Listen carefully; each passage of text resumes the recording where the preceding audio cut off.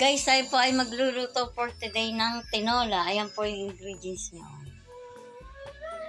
Ayan po yung sayote, tapos yan po manok.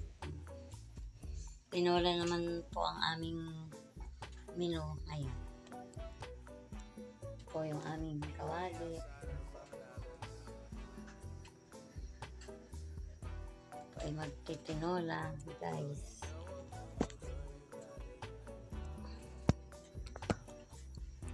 Po guys, tinola naman po tayo ngayon.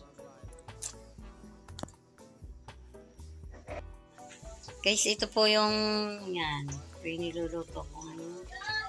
Iniwan ko na po yung kanyang igisa po natin sa mga tamis para po wala ang lansa ng manok.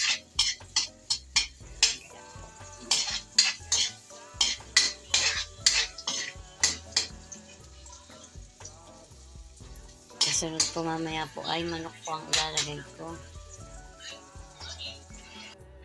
Guys, ito na po ngayon tinola ko. Oh, sarap na po. Oh, nakulo na po siya. Ayan po siya. Ang aking tinola. God bless po. Ingat po lagi tayo.